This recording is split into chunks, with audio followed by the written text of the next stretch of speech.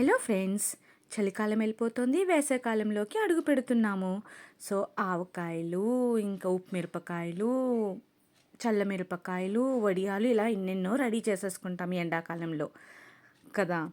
So ఈరోజు నేను మీకు చూపిస్తున్న రెసిపీ చల్లమిరపకాయలు అండ్ ఉప్పు మిరపకాయలు. ఇక నేను వీటిని ఎలా చేశానో రెసిపీలోకి వెళ్ళిపోదాం. వెల్కమ్ టు జ్యోతి గుడ్ల ఛానల్. చూస్తున్నారా, పచ్చిమిరపకాయలు రైతు బజార్ నుంచి తెచ్చారండి. సో శుభ్రంగా నీట్గా కడిగేసుకొని ఇలా మజ్జికి ఘాట్లు పెట్టుకుంటున్నాను అనమాట. కంపల్సరిగా ఘాట్లు పెట్టుకోవాలండి. నేను తొడిమిలు అయితే తీయలేదు, అలానే ఉంచేసాను. మధ్యలో జస్ట్ అలా చీలిక తీసినాను. అలానే పూర్తి చివరి వరకు వెళ్ళకూడదు. ఓన్లీ ఆ చివర ఈ చివర చిన్న చిన్న పార్ట్ వదిలేసి కట్ చేసుకొని ఇలా పక్కన పెట్టుకోవాలన్నమాట నీట్గాను. ఇలా చాక్తో ఘాట్లు పెట్టేటప్పుడు జాగ్రత్తగా చేసుకోండి, ఎందుకంటే ఒక్కొక్కసారి తెగే ఛాన్సెస్ ఉంటుంది. సో చాలా జాగ్రత్తగా చేసుకోవాలి.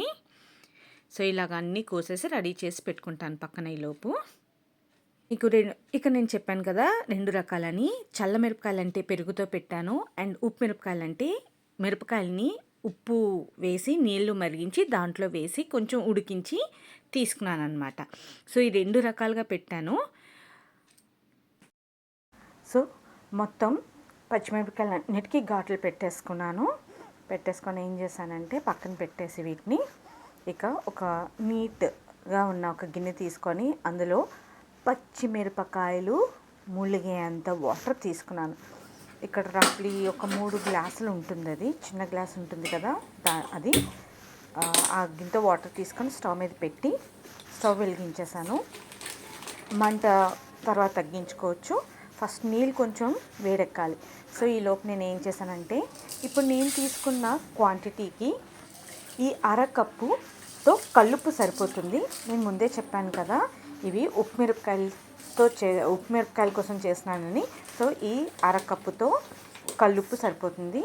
సో మరిగే నీళ్ళలో వేసేయండి, తగినంత పసుపు. సో ఇక్కడ నేను 3/4 స్పూన్ వేసుకున్నాను. నేను పసుపు వేసుకొని ఒక్కసారి మొత్తం కలిపేయాలి వాటర్ అంతా కూడా, ఎందుకంటే పసుపు ప్లస్ నీళ్ళు కూడా కొంచెం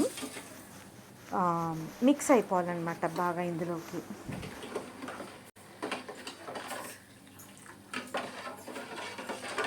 ఎప్పుడైతే నీళ్ళు ఉడికొస్తుందో, ఉప్పు అంతా కలిసిపోతుందో, ఇక మనం కట్ చేసుకున్న ఘాట్లు పెట్టుకున్న పచ్చిమిరపకాయలు ఉన్నాయి కదా, వాటిని ఈ వాటర్లో వేసి ఉడికించాలి.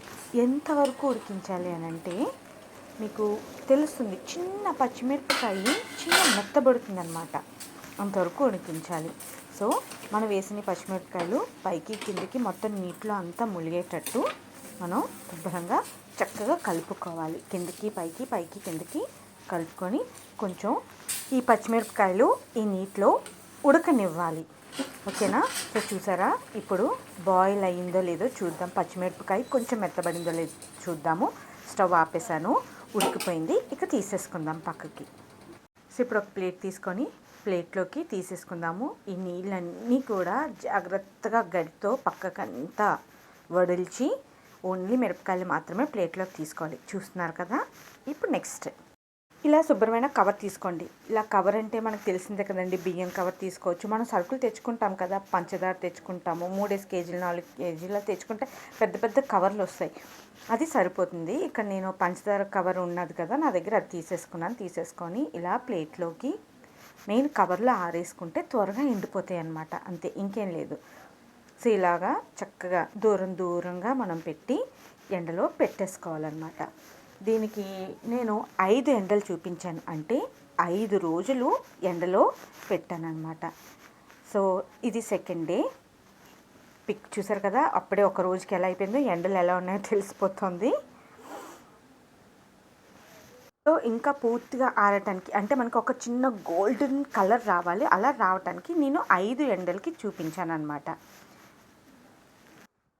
అండ్ ఫైనల్లీ 5 రోజుల ఎండలో పెట్టిన తర్వాత రిజల్ట్ చూస్తున్నారా, ఎంత చక్కగా ఎండిపోయాయి అంటే అబ్బబ్బబ్బబ్బా.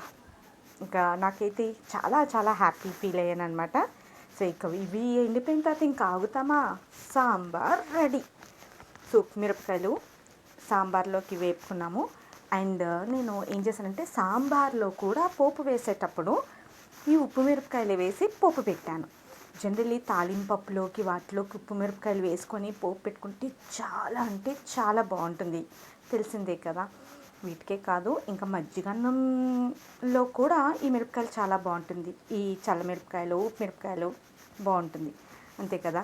సో ఎట్ లాస్ట్ ఫైనల్లీ అన్నం తినేయటానికి రెడీ అయిపోయాం విత్ సాంబార్ అండ్ విత్ ఉప్పు మిరపకాయలతో. ఎలా ఉంది చెప్పండి ఉప్పు మిరపకాయలు? ఒకసారి చేసుకొని చూడండి. నేనైతే ఇలా చేశాను వీటిని. వీడియో కనుక నచ్చినట్లయితే like, share and subscribe my channel.